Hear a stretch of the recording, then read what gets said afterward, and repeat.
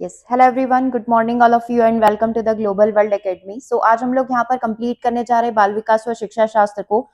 हमने जैसे यहाँ पर एक सीरीज स्टार्ट करी है जिसमें 2024 में जो प्री एग्जाम हुए थे उसमें अलग अलग शिफ्ट में यहाँ पर आपसे सीडीपी पूछा गया है। तो हर एक शिफ्ट को हम लोग यहाँ पर वन बाय वन करके कंप्लीट कर रहे हैं। आज हम लोग यहाँ पर कंप्लीट करने वाले 11 नवंबर का शिफ्ट 1। इससे पहले की जो शिफ्ट है वो ऑलरेडी हम लोग कंप्लीट कर चुके हैं, तो उसे आप प्लेलिस्ट में जाकर जरूर से विजिट कर लीजिएगा। स्टार्ट करते हैं आज के पहले क्वेश्चन से। 30 क्वेश्चन टोटल 150 नंबर का आपका प्री पेपर हुआ था, जिसमें क्वेश्चन नंबर 121 से लेकर क्वेश्चन नंबर 150 तक आपसे सीडीपी पूछा जाता है। ठीक है, तो वही 30 क्वेश्चन आज की क्लास में हम लोग यहाँ पर कंप्लीट करने वाले हैं। तो सबसे पहले यदि स्टार्ट किया जाए, motor development is related to the क्रियात्मक विकास जो है वो किस चीज से कनेक्टेड है। बाकी आप सभी वेबसाइट से भी जुड़ जाइएगा, ग्लोबल वर्ल्ड एकेडमी ऐप से भी जुड़ जाइएगा, ताकि इस तरीके से जो भी क्लासेस आपको प्रोवाइड की जा रही है उसका पीडीएफ आपको मिलता रहे। ओके, मोटर डेवलपमेंट जो है वो किस चीज से कनेक्टेड है। सबसे पहले ये इंटेलेक्चुअल डेवलपमेंट से कनेक्टेड है, मसल डेवलपमेंट से कनेक्टेड है, मेंटल डेवलपमेंट से, या फिर बाय एक्टिविटीज। तो जब भी मोटर डेवलपमेंट बोला जाता है हमको दो चीजें याद आती है, ग्रॉस मोटर स्किल होती है, एक फाइन मोटर स्किल होती है। स्थूल पेशीय कौशल होता है और सूक्ष्म पेशीय कौशल होता है, मतलब मांसपेशियों की एक्टिविटी की बात कर रहा होगा, है ना। इसमें बड़ी बड़ी जो स्किल्स होती है, दौड़ना चलना भागना, वो सारी चीजें आ जाती है। फाइन मोटर में आपकी जो फाइन स्किल्स होती है, लिखना, पेंटिंग करना, आर्ट वगैरह, वो सारी चीजें आ जाती है। तो है तो हमारा मसल डेवलपमेंट। आंसर क्या हो जाएगा? ऑप्शन नंबर बी यहाँ पर हो जाएगा। शारीरिक गतिविधियां बोल सकते हो आप, है ना, जो मुख्य रूप से मांसपेशियों से और उनके कोऑर्डिनेशन से कनेक्टेड होगी। ओके, अगला क्वेश्चन देखिएगा, बच्चों के शारीरिक विकास में सबसे महत्वपूर्ण क्या होता है? एक्सरसाइज हो सकती है, क्लीननेस, न्यूट्रिशन, या फिर स्लीप। तो बच्चों के शारीरिक विकास में सबसे महत्वपूर्ण हो जाएगा उनके लिए उनका पोषण, कि उनको किस तरीके का पोषण प्रोवाइड किया जा रहा है। दैट मीन्स न्यूट्रिशन यहाँ पर सबसे ज्यादा इंपॉर्टेंट होगा। ठीक है, नेक्स्ट क्वेश्चन नंबर 23 को देखिएगा, आंसर करिएगा। Heredity is the distribution of, वंशानुक्रम जो है कोशों का वितरण यहाँ पर कहलाता है। ये न्यूरॉन्स हो सकते हैं, कार्टिलेज हो सकते हैं, जर्म हो सकते हैं, या फिर नर्व्स यहाँ पर हो सकती है। तो हेरिडिटी जो होती है बेसिकली किसका डिस्ट्रीब्यूशन होती है? जर्म्स का डिस्ट्रीब्यूशन होती है। ठीक है, बीजारोपण की अवस्था, जर्मिनेशन पीरियड जिसे हम लोग बोलते हैं, क्योंकि न्यूरॉन, कार्टिलेज और नर्व जो होता है हमारे बॉडी के ही पार्ट यहाँ पर होते हैं। ठीक है, तो इसमें वंशानुक्रम हेरिडिटी जो आती है बीजारोपण के थ्रू यहाँ पर आती है, जर्मिनेशन पीरियड में यहाँ पर आती है। जेनेटिक ट्रेट्स, जितनी भी वंशानुगत चीजें जो एक पीढ़ी से दूसरी पीढ़ी को ट्रांसफर यहाँ पर होगी, वो जो हमारी बीज कोशिकाएं, जो जर्म सेल्स होती है, स्पर्म एंड ओवम हम लोग कह सकते हैं, उसी के थ्रू ट्रांसफर यहाँ पर होती है और यही डीएनए को वहन करती है। ठीक है, अगला क्वेश्चन देखिएगा, माता पिता की शारीरिक या मानसिक विशेषताओं का संतानों में हस्तांतरण होना वंशानुक्रम कहलाता है। यह कथन किसके द्वारा दिया गया है? ठीक है, ये वाली डेफिनेशन की माता पिता की शारीरिक और मानसिक विशेषताएं एज इट इज अपनी संतानों में जाती है, ये कथन देने वाले आपके जेम्स ड्रेवर है। आंसर क्या हो जाएगा आपका? ऑप्शन नंबर सी हो जाएगा। ये कथन दिया है जेम्स ड्रेवर के द्वारा। ठीक है, नेक्स्ट क्वेश्चन देखिएगा, ये माता पिता की जिम्मेदारी नहीं है। अब माता पिता की रिस्पॉन्सिबिलिटी आप देखिए, इसमें से क्या नहीं होगी? चार ऑप्शन आपके सामने रखे गए, इसमें से कौन सी विशेषता जो हमारे पेरेंट्स में नहीं होनी चाहिए, है ना, वो आपको ढूंढना है। तो सबसे पहले ये बोल रहा है maintaining strict discipline for the children, है ना, यहाँ पर क्या करना है? बच्चों के कठोर अनुशासन, बच्चों को कठोर अनुशासन में रखना। दूसरा ये बोल रहा है बच्चों का उचित प्रकार से पालन पोषण करना, अच्छी आदतों का विकास करना, या फिर प्रोवाइडिंग गुड एजुकेशनल फैसिलिटी। ठीक है, तो हम लोग अगर स्ट्रिक्ट डिसिप्लिन को छोड़ दे तो बाकी सारी तो रिस्पॉन्सिबिलिटी हो जाएगी। आंसर में केवल एक ही ऑप्शन जो थोड़ा नेगेटिव लग रहा है, that is option number 1। Okay, next question number 26 को देखिएगा, फ्रायड के अनुसार मन के कितने भाग यहाँ पर हो सकते हैं? According to the Sigmund Freud मन के कितने प्रकार यहाँ पर हो सकते हैं, है ना? तीन प्रकार यहाँ पर होते हैं, ईदम, ईगो, सुपर ईगो में उन्होंने मन को डिवाइड किया है। अब ईदम जो होगा वो हमेशा हमें खुश रखने की कोशिश करेगा, अनकॉन्शियस पार्ट के अंदर ही होगा। ईगो जो रियलिटी से जुड़ा हुआ रहेगा, कॉन्शियसनेस से यहाँ पर जुड़ा हुआ रहेगा। अब जो सुपर ईगो होगा वो हमें हमेशा सही डायरेक्शन दिखाएगा, मतलब नैतिकता की बात यहाँ पर करेगा। तो इन तीन भागों में मन को यहाँ पर डिवाइड किया गया है। ओके, चलिए अगला क्वेश्चन नंबर 27 देखिएगा। कुछ क्वेश्चन इसमें बहुत इजी है, कुछ क्वेश्चन थोड़े से लेंदी है। मतलब अगर आप 30 देखोगे तो 30 में से 27 या 28 आप इजीली बना सकते हो। ठीक है, कुछ क्वेश्चन ऐसे होते हैं जो डेफिनेशन वाले होते हैं, कुछ क्वेश्चन इसमें आपके थोड़े से जो बोल सकते हैं ना कि डिसीज जो होती है, है ना, डिसेबिलिटीज जो होती है उससे भी यहाँ पर पूछ लिए जाते हैं, ठीक है। तो वो थोड़े से कॉम्प्लिकेटेड होते हैं, बाकी सारी चीजें आपकी सेम ही रहेगी, ठीक है। अगला देखिएगा, निम्नलिखित में से कौन सा सीखने की प्रेरणा में सुधार यहाँ पर कर सकता है। तो सबसे पहला, बहुत आसान या कठिन लक्ष्यों का चयन करने की प्रवृत्ति का होना, पहली चीज तो ये हो गई। दूसरा क्या बोल रहा है, दूसरा बोल रहा है कि लक्ष्य पूर्ण होने में व्यक्तिगत संतोष का होना, बाह्य कारक का होना, और विफलता से बचने की प्रेरणा होना। तो सीखने की प्रेरणा का क्या हो जाएगा, लक्ष्य पूर्ण होने पर व्यक्तिगत संतोष होना, ये इंटरनल मोटिवेशन और सबसे बड़ा मोटिवेशन होता है कि आपने कोई भी टास्क यहाँ पर कंप्लीट कर लिया, उसके बाद जो आपको सेटिस्फेक्शन मिलता है वो सबसे ज्यादा जरूरी है ना, और वही हमें चाहिए होता है। तो पहला ऑप्शन तो ये बोल रहा था, बहुत आसान या कठिन लक्ष्यों के चयन करने की प्रवृत्ति, एक्सटर्नल फैक्टर गलत हो गया, विफलता से बचने की प्रेरणा गलत हो गया, तो केवल और केवल ऑप्शन नंबर बी आपका सही रहेगा। अगला क्वेश्चन सबसे इजी क्वेश्चन, पियाजे के संज्ञानात्मक विकास के चरण में कौन से 4 चरण यहाँ पर होंगे, लाइन से अरेंज करना है। सबसे पहला sensory motor, pre operational, concrete और फॉर्मल, लाइन से ही अरेंज कर रखा है पहला ही ऑप्शन को। आंसर भी क्या हो जाएगा आपका, ऑप्शन नंबर 1। ये प्री ऑपरेशनल से स्टार्ट हो रहा है, इसमें सेंसरी प्री और फॉर्मल लिख दिया है, कंक्रीट पीछे लिख दिया है। ये भी प्री से स्टार्ट हो रहा है ना, तो ये आपका गलत हो जाएगा। अब आप देखेंगे इसके हिंदी और इंग्लिश दोनों ही ऑप्शन में इंग्लिश लिखी हुई है, मतलब इसने ये नहीं बोला है कि संवेगात्मक अवस्था या जो भी हम लोग हिंदी में इन्हें नाम देते हैं वो नाम यहाँ पर ना देते हुए इन वर्ड को इंग्लिश में ही पूछा गया। तो आपको इनके सारे नाम जो आपने हिंदी में पढ़े हुए हैं वो सारे आपको इंग्लिश में भी होना चाहिए, ठीक है। चलिए आगे बढ़ जाते हैं क्वेश्चन नंबर 29 की तरफ। कक्षा में व्यक्तिगत मतभेदों को अच्छी तरीके से संभाला जा सकता है, बच्चों के जो इंडिविजुअल डिफरेंसेस होते हैं कि कैसे एक बच्चा दूसरे बच्चे से डिफरेंट हो सकता है।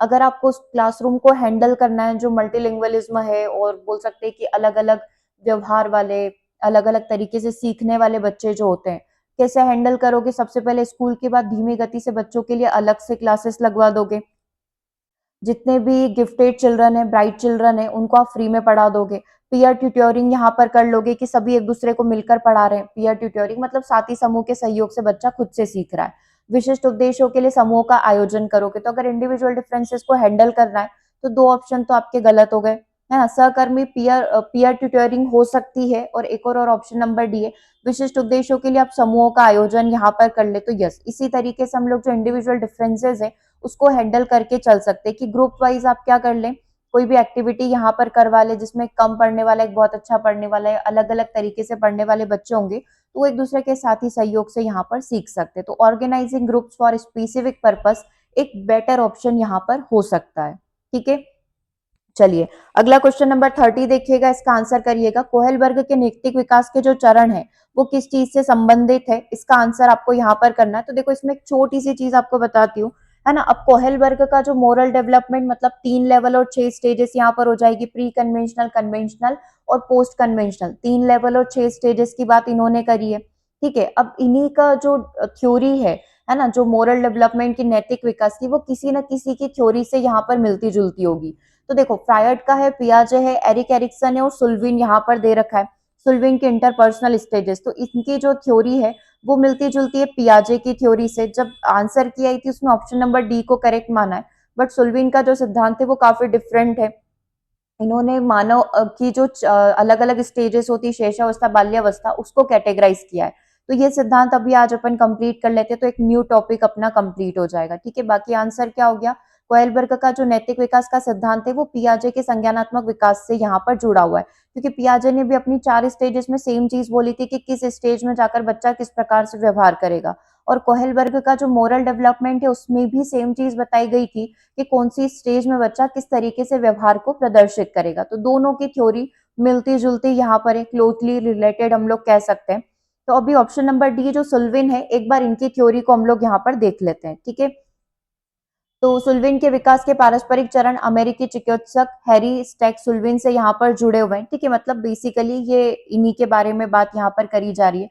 इन्होंने किसके बारे में बात करी थी, व्यक्तित्व और विकास का एक सिद्धांत विकसित किया था जिसमें व्यक्ति के व्यक्तित्व और मानस को आकार देने में पारस्परिक संबंधों की भूमिका पर जोर दिया है कि किसी भी व्यक्ति का विकास जो है वो किस तरीके से हो सकता है, ठीक है। तो इन्होंने कुछ स्टेजेस यहाँ पर बताई थी, वही शेषावस्था, बाल्यावस्था करके। तो सबसे पहली स्टेज होती है शेषावस्था, बच्चा चाइल्डहुड स्टेज में, जुवेनाइल एरा जो होता है, प्री एडोलसेंस जो होती है जिसको पूर्व किशोरावस्था आप कह सकते हो, है ना, फिर शुरुआती किशोरावस्था आप कह सकते हो, फिर बाद की किशोरावस्था आप कह सकते हो। तो इस तरीके से इन्होंने 6 स्टेजेस यहाँ पर दी थी और हर एक स्टेज में बच्चा किस प्रकार से व्यवहार करेगा वो इन्होंने यहाँ पर मेंशन किया था। ठीक है, तो एज वाइज बात करें तो इन्फेंसी 0 से 2, चाइल्डहुड 2 से 6 हो जाएगा, जुवेनाइल 6 से 8.5 हो जाएगा, प्री एडोलसेंस 8.5 से 13 हो जाएगा, अर्ली एडोलसेंस 13 से 15 और 15 से आगे जो होगा वो लेटर एडोलसेंस स्टेज, पश्च किशोरावस्था आपकी हो जाएगी। ठीक है, जो हमारी सबसे पहली जो इन्फेंसी स्टेज होती है इसमें सबसे ज्यादा जो प्रभाव देखा जाता है माता का देखा जाता है। चाइल्डहुड स्टेज में बच्चों के ऊपर जो सबसे ज्यादा प्रभाव देखा जाएगा वो पेरेंट्स का देखा जाएगा। जो जुवेनाइल एरा होगा 6 टू 8.5 साल का, उसमें प्लेमेट्स उसके साथी समूह जो होंगे उनका प्रभाव उसके ऊपर ज्यादा देखा जाएगा, मतलब उनके साथ रहना, उनसे बातचीत करना, उनके साथ खेलना ज्यादा प्रेफर करेगा। प्री एडोलसेंस में सिंगल चम की यदि मैं बात करूं दैट मीन्स कि वो अपने कोई भी एक पर्सनल फ्रेंड होगा, है ना, पर्टिकुलर एक फ्रेंड होगा, उसके साथ रहना, उसके साथ घूमना फिरना, ये सारी चीजें उसे पसंद होगी। अर्ली एडोलसेंस में कई सारे फ्रेंड उसका ग्रुप यहाँ पर बन जाएगा और लेटर एडोलसेंस में जो उसका सबसे प्रिय होगा वो उसके साथ रहेगा, उसके साथ बातचीत करना, उससे अपने आइडियाज शेयर करना, ये सारी चीजें यहाँ पर रहेगी। तो इस तरीके से इन्होंने 6 स्टेजेस यहाँ पर बना रखी है। ठीक है, तो ये आप 6 स्टेजेस के नाम ध्यान रख सकते हो। बेसिकली किसी का व्यक्तित्व, किसी की पर्सनालिटी को डिफाइन करने के लिए, है ना, सोल्विन ने यहाँ पर जो है, हैरी सोल्विन ने यहाँ पर ये 6 स्टेजेस दी है। ठीक है, तो ये तो स्टेजेस वाला हो गया। और व्यवहार के बारे में, मोरल डेवलपमेंट के बारे में बात करें तो मोरल डेवलपमेंट जो है कोहेलबर्ग और पियाजे का मिलता जुलता रहेगा। ठीक है, चलिए अगला देखिएगा। एक बेटे का अपनी माँ के प्रति बेहद भावनात्मक लगाव होना किस चीज को रिप्रेजेंट करता है? अभी अपन ने दो चीजें पढ़ी, आज अपन इसका थोड़ा सा हिस्ट्री यहाँ पर पढ़ेंगे। Excessive emotional attachment of a son for his mother, एक बेटे का अपने माँ के प्रति अगर बेहद लगाव होता है तो उसे हम लोग क्या बोलते हैं? ऑडिपस कॉम्प्लेक्स के नाम से जानते हैं। अब ऑडिपस ना एक किंग थे, उन्होंने इस प्रकार का व्यवहार प्रदर्शित करा था, इसीलिए इस कॉम्प्लेक्स को, इस चीज को ऑडिपस नाम यहाँ पर दे दिया गया। ठीक है, अब चारों नाम सुनिए। इलेक्ट्रा कॉम्प्लेक्स क्या होता है? एक लड़की का या एक बेटी का अपने पिता के प्रति जो प्रेम होना, वो इलेक्ट्रा कॉम्प्लेक्स होता है। अब यही चीज अगर एक बेटे के लिए होगी, एक लड़के के लिए होगी, तो उसको ऑडिपस कॉम्प्लेक्स कहा जाएगा। इन्फर्सिटी, अगर व्यक्ति में किसी भी प्रकार की कमी होती है, वो हीन भावना का शिकार होता है, तो उसको इन्फर्सिटी कॉम्प्लेक्स कहा जाता है। सुपेरिटी कॉम्प्लेक्स का मतलब क्या होता है कि एक व्यक्ति, मतलब आप इसको ऐसा समझ लो कि उसके अंदर कोई वीकनेस है या वो किसी भी चीज में अच्छा नहीं है, तो वो उसको दिखावा बहुत करता है कि मैं इस चीज में बहुत अच्छा हूँ, उसको सुपेरिटी कॉम्प्लेक्स के नाम से यहाँ पर जाना जाता है। ठीक है, अभी आंसर क्या हो गया? ऑप्शन नंबर बी हो गया। इन चारों पॉइंट को थोड़ा सा डिटेल में अपन अभी पढ़ेंगे क्योंकि बहुत काम की चीज है और ऐसे ऑप्शंस बहुत कम देखने को मिलते हैं। ठीक है, वन बाय वन करके स्टार्ट करते हैं। थोड़ा सा आज इसका डीप अपन नॉलेज यहाँ पर लेंगे कि आखिर ये इलेक्ट्रा और ऑडिपस आया कहाँ से, क्योंकि अब पेपर काफी ज्यादा डीप में पूछे जा रहे हैं, तो अपन थोड़ा सा हिस्ट्री पढ़कर आते हैं कि किसने ये थ्योरी दी, कहाँ से जनरेट हुई, सारी चीजें। तो इलेक्ट्रा कॉम्प्लेक्स कार्ल यूंग के, यह सिद्धांत कार्ल यूंग ने फ्रायड के सिद्धांत के आधार पर प्रस्तुत किया था। मतलब इलेक्ट्रा कॉम्प्लेक्स की बात किसके द्वारा करी गई थी? कार्ल यूंग के द्वारा यहाँ पर करी गई थी, न कि सिगमंड फ्रायड के द्वारा। फ्रायड ने केवल ऑडिपस के बारे में बोला था, ऑडिपस को थोड़ा सा और डिफाइन करते हुए इलेक्ट्रा कॉम्प्लेक्स यहाँ पर नाम किसने दिया? कार्ल यूंग ने यहाँ पर नाम दिया। ठीक है, ये चीज आपको ध्यान रखनी है। उसके बाद एक लड़की का अपने पिता के प्रति जो इच्छा यहाँ पर होती है वो आप कह सकते हो, और अपनी माँ के प्रति जो ईर्ष्या होगी वो इलेक्ट्रा कॉम्प्लेक्स यहाँ पर होती है। ये चीज हम लोग हमेशा से पढ़ते आ रहे हैं। यूजुअली जो फैलिक स्टेज यहाँ पर होती है ना, 3 से 6 ईयर की जो लिबिडो स्टेज होती है, उसमें ये बच्चों में स्टेज देखी जाती है। इसे लड़कियों का कभी कभी ऑडिपस कॉम्प्लेक्स भी नाम दे दिया जाता है। ठीक है, तो बेसिकली सिगमंड फ्रायड के ही शिष्य है कार्ल यूंग।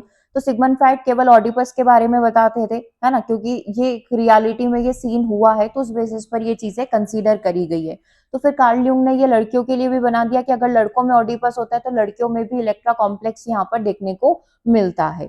ओके, तो ऑडिपस कॉम्प्लेक्स किसी द्वारा दिया गया? सिगमंड फ्रायड के द्वारा दिया गया। इसमें एक लड़की का अपने माता के प्रति इच्छा, एक लड़के का अपनी माँ के प्रति इच्छा या पिता के प्रति ईर्ष्या की भावना रहती है ना, तो इस प्रकार का व्यवहार लड़कों में देखा जाता है और यूजुअली ये 3 से 6 साल की अवस्था में यहाँ पर देखा जाता है। अब ये हिस्ट्री कैसे आई थी? इसका नाम, एक ग्रीक कथा चलती है, मतलब पूरी एक हिस्ट्री है इसकी। ऑडिपस एक किंग यहाँ पर थे जिसने अनजाने में अपने पिता को मारकर अपनी ही माँ से विवाह कर लिया था, तो उस बेसिस पर ये ऑडिपस कॉम्प्लेक्स इस चीज का नाम पड़ गया। ठीक है, चलिए, अब इसमें दो ऑप्शन और थे, एक इन्फर्सिटी कॉम्प्लेक्स हमारा था और एक सुपीरियरिटी कॉम्प्लेक्स हमारा था। तो हीन भावना की जो बात की गई है, इन्फर्सिटी कॉम्प्लेक्स अल्फ्रेड एडलर जो थे, एडलर का सिद्धांत चलता है, उन्होंने प्रस्तुत किया था। यह व्यक्ति, इसमें व्यक्ति स्वयं को कमतर या अयोग्य महसूस करता है कि वह किसी काम करने योग्य नहीं है ना, उसके अंदर कोई भी योग्यता नहीं है, तो इस टाइप से आप कह सकते हो। यह भावना आत्मविश्वास को कमजोर करती है और विकास में बाधा डाल सकती है। ठीक है, उसके बाद आ जाता है सुपीरियरिटी कॉम्प्लेक्स, इसको भी एडलर ने ही यहाँ पर दिया था। जब कोई व्यक्ति अपने हीन भावना को छिपाने के लिए खुद को दूसरों से बेहतर दिखाने की कोशिश करता है, तो उसको सुपीरियरिटी कॉम्प्लेक्स के नाम से यहाँ पर जाना जाता है। ठीक है, उसके बाद आपको पता है, ये सिगमंड फ्राइड ने 5 प्रकार की स्टेजेस दी थी। ओरल स्टेज 0 से 1 साल तक चलती है, दूसरी एनल स्टेज 1 से 3 साल तक चलती है, फैलिक स्टेज जो कि 3 से 6 साल तक चलती है। इसी में आपका ऑडिपस इलेक्ट्रा कॉम्प्लेक्स होता है, लिबिडो एक्टिव रहता है, और लेटेंसी पीरियड जो होता है 6 to 12 तक चलता है, और जेनिटल स्टेज 12 साल से बाद तक ये चलती है। ठीक है, चलिए, अब क्वेश्चन नंबर 32 को देखिएगा, आंसर करिएगा। क्वेश्चन नंबर 32 का आंसर क्या होगा? यदि कोई समस्या किसी व्यक्ति की व्यक्तिगत विशेषताओं या उसके खुले व्यवहार से जुड़ी हुई है, तो हमें उसके बारे में यथासंभव सही जानकारी एकत्र करने की आवश्यकता है। एक तो रीजन अपन को कथन दे रखा है, और उसके बाद का रीजन आपको दे रखा है, और उसके बाद आपको सिलेक्ट करना है कि कौन सा कथन यहाँ पर आपका ट्रू होगा। तो सबसे पहले, यदि कोई समस्या किसी व्यक्ति की व्यक्तिगत विशेषताओं से जुड़ी हुई, जस्ट लाइक उसको कोई प्रॉब्लम है, किसी भी प्रकार के इंडिविजुअल चीजें होगी जिसके बारे में जानने की जरूरत है। ठीक है, तो अगर आप चाहें तो इंग्लिश में भी देख सकते हैं, if a problem is associated with any individual personal characteristic or is overt behaviour, that means कि अगर हम लोग किसी भी व्यक्ति की समस्या को समझना चाहते हैं, तो हो सकता है कि वो उसकी पर्सनल प्रॉब्लम हो या उसका एक अजीब बिहेवियर हो। तो सबसे पहले we need to accumulate as much as correct information concerning him as is possible, जितना पॉसिबल हो उस इंफॉर्मेशन को अपन समझने की कोशिश करेंगे, बाहर से अपन इंफॉर्मेशन को कलेक्ट करने की कोशिश करेंगे। तो कथन तो सही हो रहा है। इसके पीछे का कारण क्या है?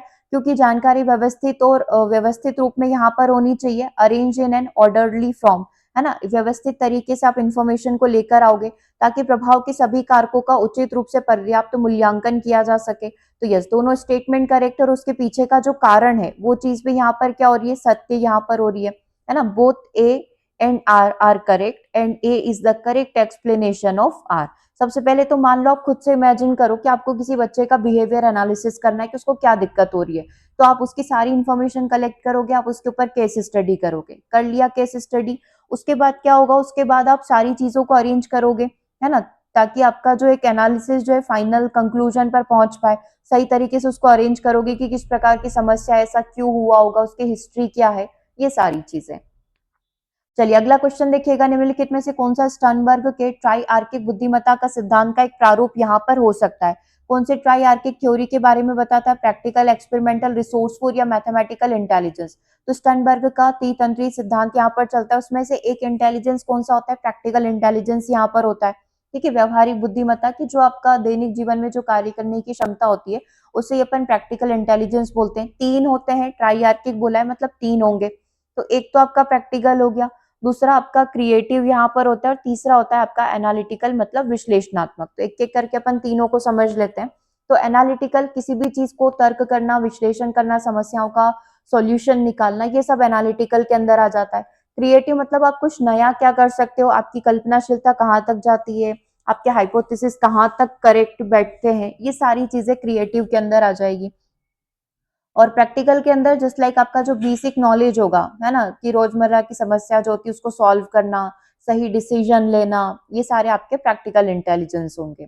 ठीक है, किसने दिया था? स्टर्नबर्ग का T20 सिद्धांत यहाँ पर प्रचलित है, रॉबर्ट स्टर्नबर्ग के द्वारा इसे दिया गया है। 34 को देखिएगा, किसके कारण कुछ बच्चे अन्य से अधिक सक्रिय होते हैं। मतलब अपन देखते हैं ना, कुछ बच्चे ज्यादा एक्टिव है, कुछ कम एक्टिव है, तो ये जो डिफरेंस है ये किसका हो सकता है? माहौल, साइकोलॉजिकल, हेरिडिटी और सोशल हो सकता है। ठीक है, तो अब यहाँ पर आप देखेंगे कि इन्वायरमेंटल भी हो सकता है, हेरिडिटी भी यहाँ पर हो सकता है, क्योंकि माहौल का भी फर्क पड़ेगा। ठीक है, लेकिन करेक्ट आंसर किसे माना गया? आनुवंशिकता को माना गया। ये आनुवंशिकता एक फैक्टर यहाँ पर हो सकता है जिसमें कुछ चिल्ड्रन दूसरे बच्चों से ज्यादा सक्रिय हो सकते हैं। तो नो डाउट इसमें इन्वायरमेंट भी करेक्ट हो सकता था, है ना। माहौल का भी फर्क पड़ता है कि बच्चे किस माहौल में रहते हैं, कैसा बैकग्राउंड है, वो सारी चीजें यहाँ पर मैटर करेगी। ओके, तो इसमें कुछ ना कुछ क्वेश्चन के आंसर गलत दे रखे हैं, तो उसको अपन अपनी साइड से करेक्ट करके देख लेते हैं। चलिए, अगले क्वेश्चन पर फोकस करते हैं। निम्नलिखित कथनों का विश्लेषण, सही विकल्प का चयन करिए। दो कथन है, इन दोनों को एनालिसिस करके करेक्ट आंसर को ढूंढिए। किसी बच्चे का आदत पैटर्न बिना जागरूकता के माहौल के अंतर आकर्षण करते हुए विकसित होता है, बिल्कुल भी समझ नहीं आया। इंग्लिश में देखते हैं, habit patterns of a child, बच्चों का जो आदत का पैटर्न होता है कि वो किसी भी प्रकार का जो व्यवहार करते हैं, ठीक है। तो habit pattern of a child is developed without awareness through his interaction with his environment. क्या कहना चाह रहा है कि बच्चों की जो हैबिट होती है, जिससे बच्चों का किसी भी प्रकार का कार्य करना बिना जागरूकता के माहौल से अंतर आकर्षण करते हुए विकसित हो जाता है। तो कहीं ना कहीं ये स्टेटमेंट ट्रू हो सकता है। इसको आप ऐसे एक एग्जाम्पल से समझ सकते हो, जैसे कोई भी बच्चा स्कूल नहीं गया, ठीक है, एक एक एग्जाम्पल आप ले लो कि एक बच्चा स्कूल नहीं जाता है, लेकिन फिर भी वो अच्छी हिंदी बोल लेता है, फिर भी वो अच्छी इंग्लिश बोल लेता है। क्यों? क्योंकि उसके आसपास के जो लोग हैं वो उसी तरीके से बातचीत करते हैं, वो इंग्लिश में कम्युनिकेट करते हैं, या वो जहां पर भी रहता है उसके आसपास सब इंग्लिश में बात करते हैं, तो वो सीख गया है। क्यों? क्योंकि उसके आसपास का माहौल ऐसा है। तो ये चीज पॉसिबिलिटी में आ जाती है, ठीक है। तो हमें स्टेटमेंट को देखना है और आंसर करना है। तो ये बोल सकते हैं कि आदत पैटर्न कैसे बन सकता है? माहौल से बन सकता है, तो सही बात है, ठीक है। अगला देखिएगा, नेक्स्ट क्या बोल रहा है कि बच्चे ट्रायल और त्रुटि पद्धति के माध्यम से स्वयं के प्रति और दूसरों के प्रति अपने आचरण पैटर्न और दृष्टिकोण को विकसित कर सकते हैं। सही बात है, एरर ट्रायल से किसी भी प्रकार की हैबिट डाली जा सकती है। तो यस, दोनों ही स्टेटमेंट यहाँ पर ट्रू है ना, दोनों ही कथन बिल्कुल सही है। एरर ट्रायल से आप जैसी हैबिट डलवाना चाहो बच्चों की कि घंटी को सुनकर डर लगने लग जाए, घंटी को सुनकर खुशी होने लग जाए, जैसा आप पैटर्न बच्चों के अंदर डालना चाहो आप एरर ट्रायल के थ्रू डाल सकते हो, ठीक है। और बिना जागरूकता वाला ये वाला स्टेटमेंट वन वाला ये भी करेक्ट हो गया। नेक्स्ट 36 को देखिएगा, किसी बच्चे को समेकित व्यक्ति के साथ अच्छी तरीके से व्यवस्थित व्यक्ति के रूप में विकसित करने में किसकी भूमिका महत्वपूर्ण होती है? तो सिंपल सा कंसेप्ट है कि अगर आप बच्चे को अच्छे से एडजस्ट करना चाहते हैं, अच्छे से बोल सकते हैं ना कि उसके व्यवहार को अच्छा करना चाहते हैं, तो सबसे मेन जो रोल रहेगा वो किसका रहेगा? दैट मीन्स ये टीचर के बारे में पूछ रहा है कि अगर आप एक बच्चे को अच्छा पर्सनालिटी उसकी बनाना चाहते हैं तो मेन रोल किसका रहेगा? जो शुरुआत से उसको पढ़ाएगा, दैट मीन्स नर्सरी टीचर का यहाँ पर मेन रोल रहता है, ठीक है। क्योंकि वहीं से बच्चा ग्रो करना स्टार्ट होता है और वहीं से चीजों को लर्न करना स्टार्ट कर देता है। अगला क्वेश्चन देखिएगा, अगर कोई बच्चा आक्रामक स्वभाव का है और ज्ञात होता है कि यह आचरण उसे अलोकप्रिय बनाता है, मतलब एक बच्चा बहुत ही ज्यादा एग्रेसिव है और उसको ये पता चल रहा है कि मेरे इस एग्रेसिवनेस की वजह से मेरे फ्रेंड्स नहीं बन रहे, कोई मुझसे बात नहीं कर रहा है, टीचर मुझसे कम्युनिकेट नहीं कर रहे, घर वाले अच्छे से बिहेव नहीं कर रहे, तो पॉसिबिलिटी क्या है, वो क्या क्या कर सकता है? ठीक है, अब इसमें ऑप्शंस देखिएगा, अपनी आक्रामकता को कम करता है, उसके बिहेवियर को कम करेगा और अपना व्यवहार बदलेगा और मिलनसार बन जाएगा, ठीक है, फ्रेंडली हो जाएगा सबके साथ, तो हो सकता है ना। अब ये हमें कैसे पता कि वो कैसा बिहेव करेगा, क्योंकि यहाँ पर एक आध कंडीशन और देनी थी, है ना। तो ये बोल सकते हैं ना कि इनकम्प्लीट स्टेटमेंट है, इसको हमें पूर्ण करना पड़ेगा। तो ये चीज हो सकती है, आसपास के लोगों के प्रति प्रतिशोधी हो जाएगा। तो जरूरी नहीं कि अगर कोई उसके साथ इस प्रकार से व्यवहार कर रहा है तो वो उनसे बदला लेने की भावना रखे। पॉसिबिलिटी तो है, क्योंकि हर एक व्यक्ति का व्यवहार जरूरी नहीं ना कि ऐसा देखकर सब अपने व्यवहार को अच्छा कर ले, तो पॉसिबिलिटी कम है, ठीक है। विरक्त हो जाता है ना, विरक्त हो जाना मतलब सबसे अलग थलग हो जाना, आइसोलेट हो जाना, ये चीज भी पॉसिबिलिटी कम है इस प्रकार की चीजें होने की, है ना। और बिकम मोर एग्रेसिव, और ज्यादा आक्रामक हो जाएगा। तो अगर उसको ये समझ आ गया है कि मेरा बिहेवियर लोगों को पसंद नहीं आ रहा है, तो चांसेस तो यही है कि वो अपने व्यवहार को बदलने की कोशिश करेगा। बाकी डिपेंड करता है उसकी पर्सनालिटी के ऊपर कि वो किस प्रकार से इस चीज को कंसीडर करता है, पॉजिटिव वे में लेता है या फिर नेगेटिव वे में लेता है, ठीक है। तो जो पॉजिटिव है वो हम लोग सिलेक्ट कर लेते हैं, है ना। तो ऑप्शन नंबर वन यहाँ पर आपका करेक्ट आंसर हो जाएगा। चलिए अगले क्वेश्चन की तरफ चलते हैं। नेक्स्ट क्वेश्चन नंबर 38 को देखिएगा, आ रही है चीजें समझ में? 38 को देखना है, इसका आंसर करना है। इसका आंसर क्या होगा? एक बच्चे की भाषा का विकास किन कारकों के ऊपर निर्भर करता है ना। बच्चे का जो लैंग्वेज डेवलपमेंट होगा वो किन कारकों पर निर्भर करेगा? एजुकेशन, बायोलॉजिकल, सोशल या सभी? तो डेफिनेटली इन सभी चीजों के ऊपर ये निर्भर करेगा। 39 को देखिएगा, विज्ञान और कला प्रदर्शनियां, संगीत और नृत्य कार्यक्रम और स्कूल पत्रिकाएं निकालने का मतलब यहाँ पर क्या होगा? इसका आंसर क्या होना चाहिए? क्या पूछा है इसने कि अगर ये सारी चीजें यहाँ पर होती है तो इसका मतलब क्या होगा? यस, सबसे पहले तो क्वेश्चन को समझो कि वो पूछना क्या चाह रहा है, और नहीं भी समझ में आ रहा है तो इससे कोई दिक्कत नहीं है, आप ऑप्शन पढ़कर उसका मीनिंग निकाल सकते हो। जैसे कि पहला ऑप्शन आपसे ये बोल रहा है कि स्कूल के लिए एक नाम स्थापित करना, माता पिता को संतुष्ट करना, शिक्षार्थियों के लिए सृजनात्मक चैनल प्रदान करना, भिन्न व्यवसायों के लिए छात्रों को प्रशिक्षित करना। तो सिंपल सी चीज है, अगर हमसे ये पूछा गया है कि बच्चा अगर इस प्रकार की एक्टिविटियां करता है या हम लोग बच्चों से इस प्रकार के एग्जीबिशन वगैरह ये सारी चीजें करवाते हैं, तो हम लोग क्या कर सकते हैं, शिक्षार्थियों के लिए एक सृजनात्मक चैनल बना रहे हैं, मतलब कि हम लोग चाह रहे हैं कि बच्चे जो है वो कैसे हो पाए, बच्चे क्रिएटिव यहाँ पर हो पाए, राइट। तो ये एक सही तरीका हो सकता है। आंसर क्या हो जाएगा आपका, ऑप्शन नंबर सी हो जाएगा। चलिए, क्लियर है यहाँ तक सारी चीजें। अगले क्वेश्चन के ऊपर मूव करें। नेक्स्ट क्वेश्चन को देखिएगा, बच्चों की अभिष्ट वृद्धि और विकास के लिए कौन सी चीज अनिवार्य है। अगर आप चाह रहे हो कि आपके बच्चे की वृद्धि भी हो, उसका ओवरऑल डेवलपमेंट यहाँ पर हो, तो आप क्या करेंगे, माता पिता का हेल्थ के ऊपर फोकस करेंगे। अब हमसे बच्चे के लिए पूछा है ना, कि अगर बच्चे की ग्रोथ हमें चाहिए, बच्चे का डेवलपमेंट यदि हमें चाहिए, तो हम क्या करें, ठीक है, माता पिता का स्वास्थ्य देखभाल करें, ठीक है, इम्यूनाइजेशन एंड अर्ली डायग्नोसिस यहाँ पर किया जाए मदर का, तो ये भी मदर के लिए स्पेसिफिक हो गया, तो ये चीज भी आपकी गलत हो जाएगी। तो दो चीजें आपकी गलत हो गई। तीसरे को यदि देखें, तो पोषक तत्वों की कमी और रोग का निदान तथा यथोचित टीकाकरण यहाँ पर किया जाए, तो यस, ये चीज हो सकती है कि बच्चों के लिए जितनी भी डिफिशियंसीज है, जितनी भी तत्वों की कमी होती है, उसका निदान आप करें, है ना, और उसका उपचार यहाँ पर करें, तो यस, ये वाली चीज करेक्ट हो जाएगी। अब हेल्दी न्यूट्रिशन क्यों नहीं होगा, क्योंकि हेल्दी न्यूट्रिशन ऑलरेडी इसमें आ चुका है ना, कि पोषक तत्वों की अगर कमी है ना, तो और रोग अगर हो रहे हैं तो उसका निदान करो, मतलब उसको स्वस्थ पोषण मिल रहा होगा, तभी पोषक तत्वों की कमी का उपचार हमने कर लिया होगा। तो अब देखो, दो तो सिलेक्ट कर नहीं सकते, एक ही सिलेक्ट करना है, इसमें सारी चीजें बोल रखी है, टीकाकरण विकाकरण सब करवा लो, तो सी वाला आपका ज्यादा करेक्ट हो जाएगा। ठीक है, अगला देखिएगा, वह द्रव जो उस थैली को भरता है जिसमें भ्रूण रहता है, उसे क्या कहा जाता है। The fluid that फिल्स the sake in which the एम्ब्रॉय is present is called. इसे क्या कहा जाएगा, एमनियोटिक द्रव कहा जाएगा, न्यूरोटिक द्रव कहा जाएगा, बायोटिक द्रव कहा जाएगा, या फिर ऑल ऑफ दी अबोव। वह द्रव जिसमें भ्रूण रहता है उसको एमनियोटिक लिक्विड के नाम से, एमनियोटिक फ्लूइड के नाम से यहाँ पर जाना जाता है। बेसिकली होता क्या है, जब फ्लूइड उसके अंदर रहता है, उसी की वजह से बेबी में मूवमेंट यहाँ पर होता है, तो बेसिकली वह फ्लूइड है, वह तरल पदार्थ है जो एमनियोटिक थैली को भरता है, जिसमें भ्रूण गर्भावस्था के दौरान सर्वाइव करता है। ठीक है, ये द्रव जो है भ्रूण को सुरक्षा प्रदान करेगा, मूवमेंट के लिए गतिशील करेगा, क्योंकि उसी की वजह से बच्चे में मूवमेंट यहाँ पर हो पाएगा, और विकास के लिए एक स्थिर वातावरण, एक स्टेबल इन्वायरमेंट यहाँ पर प्रोवाइड करेगा।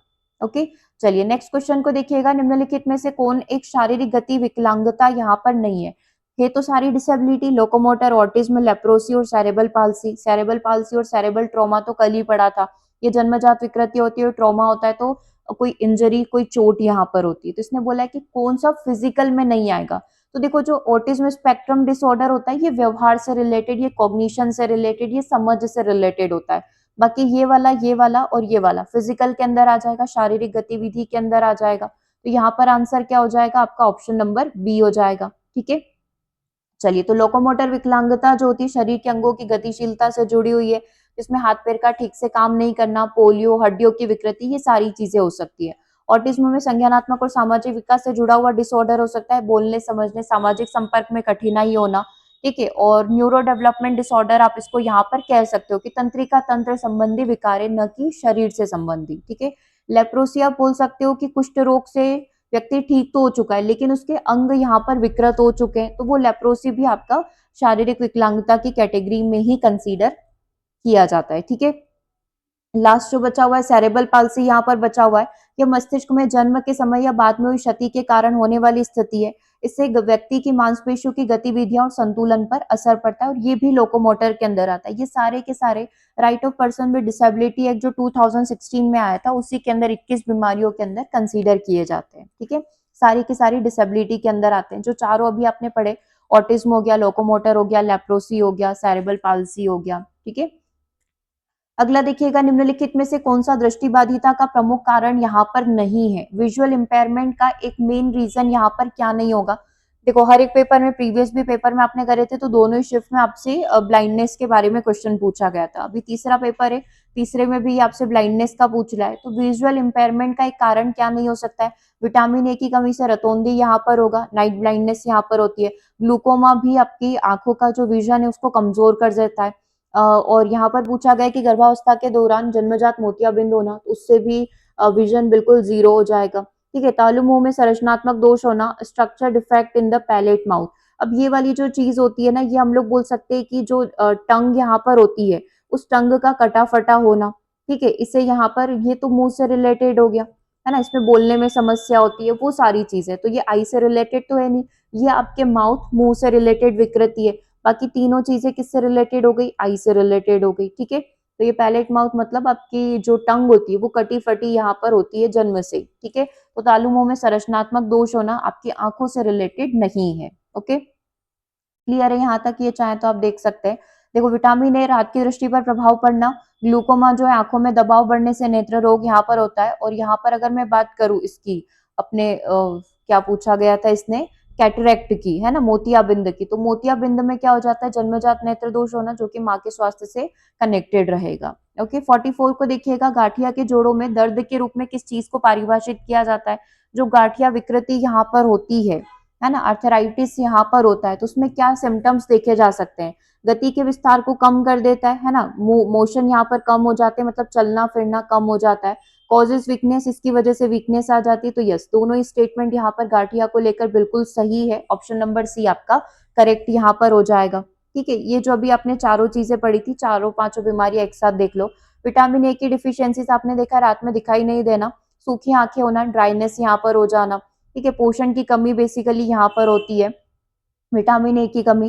ग्लूकोमा जो होता है नेत्र रोग होता है, जिसमें आंखों के अंदर का दबाव यहाँ पर बढ़ जाता है, जिसकी वजह से विजन लॉस हो जाता है और धीरे धीरे ब्लाइंडनेस यहाँ पर आ जाती है। तीसरा, गर्भावस्था के दौरान जन्मजात मोतियाबिंद यहाँ पर हो जाना, ठीक है, उसके लेंस पर धुंधलापन आ जाता है और रूबेला या अन्य कारण यहाँ पर हो सकते हैं कि माँ को किसी प्रकार का इन्फेक्शन है तो वो डायरेक्टली बच्चों को भी इन्फेक्ट कर सकता है। ठीक है, फिर आ जाता है पैलेट माउथ वाला, तो ये भी जन्मजात यहाँ पर होता है। अब इसमें दो तरीके से हो सकते हैं, इसमें लिप भी फट सकते हैं, मतलब होठ भी कटे फटे हो सकते हैं, और दूसरा यहाँ पर जो टंग होती है, जीभ होती है, वो भी कटी फटी यहाँ पर हो सकती है। बोलना, खाने और सांस लेने में यहाँ पर कठिनाई उत्पन्न होती है। ठीक है, ये सारे इसके सिम्टम हो गए। ओके, चलिए अगला क्वेश्चन नंबर 45 देखिएगा। शिक्षक देखते हैं कि एक छात्र लड़का एम बैठने, खड़े होने, चलने या चलने में कठिनाई का सामना करता है, उसके पैरों में किसी भी प्रकार की विकृति हो सकती है, उस केस में टीचर यहाँ पर क्या कर सकता है। ठीक है, एक टीचर ने नोटिस करा कि बच्चे को इस प्रकार की समस्या है, ठीक है, तो अब टीचर क्या कर सकता है, उस पॉसिबल केस में टीचर क्या कर सकता है।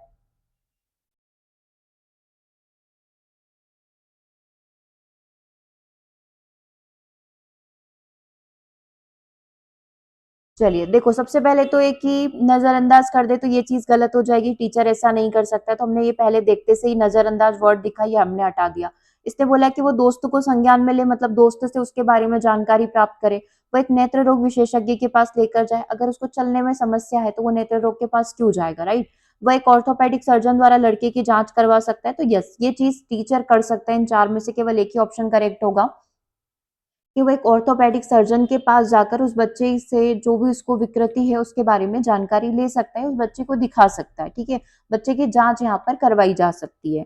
नेक्स्ट क्वेश्चन नंबर 46 को देखिएगा। सामाजिक और सांस्कृतिक रूप से पिछड़े बच्चों में ज्यादातर मौखिक क्षमताओं का अभाव होता है, इसके पीछे निम्नलिखित में से कौन सा कारण यहाँ पर हो सकता है।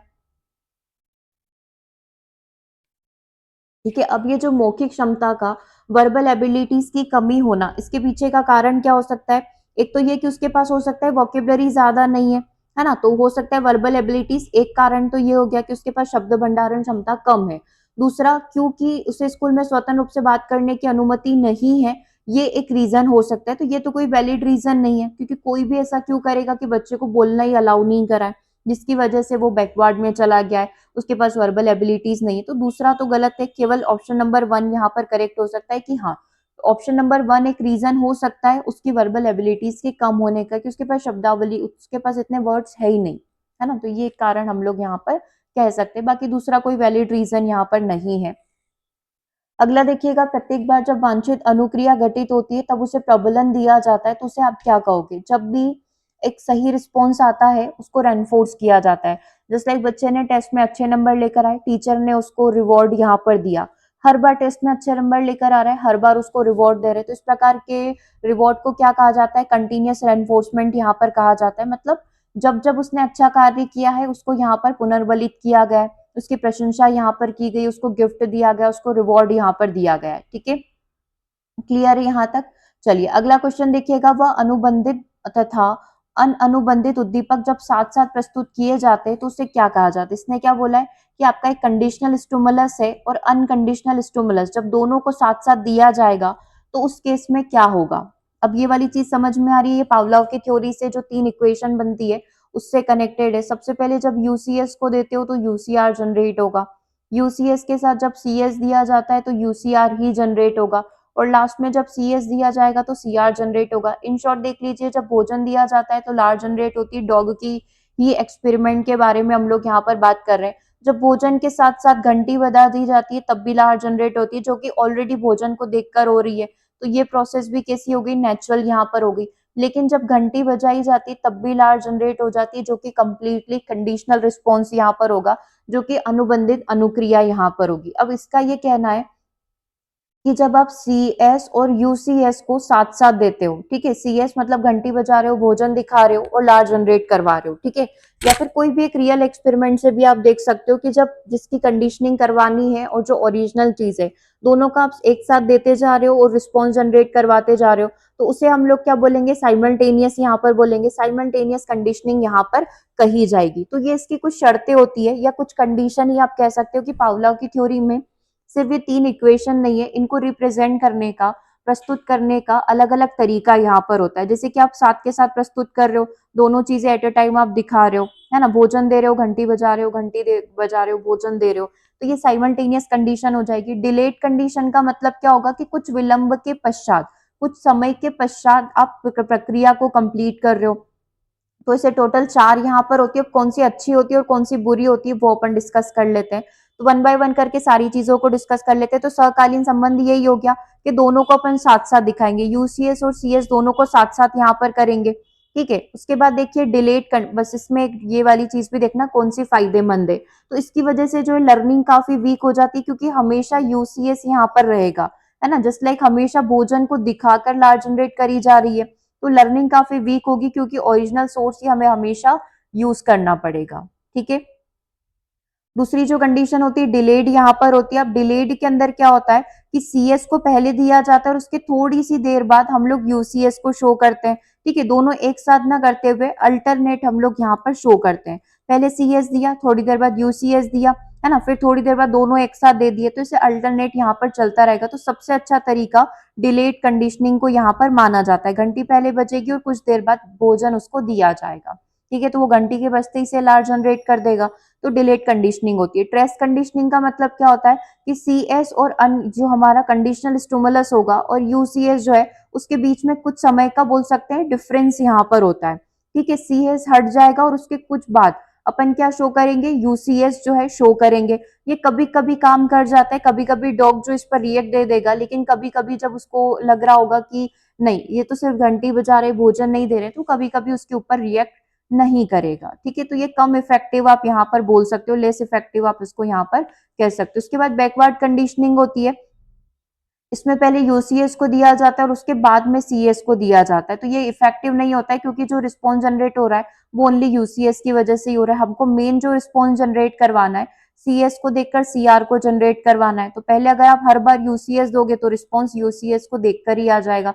उसमें फिर सीएस कंडीशनल स्टिमुलस का यानी कि घंटी का कोई असर उस डॉग के ऊपर नहीं पड़ेगा, तो पश्चगामी अनुबंधन इतना ज्यादा इफेक्टिव यहाँ पर नहीं होता है। तो इन शॉर्ट यदि आप देखें तो डिलेड जो है सबसे इफेक्टिव यहाँ पर मेथड होती है, विलंबित अनुबंधन इसको कहा जाता है। सीएस के कुछ समय के पश्चात ही आप यूसीएस को शो करेंगे, ताकि उसको समझ में आ जाए कि जो रिस्पॉन्स जनरेट होगा वो सीएस की वजह से हो जाएगा। साइमल्टेनियस में दोनों चीजें एक साथ दे दो तो ये कम इफेक्टिव यहाँ पर होता है।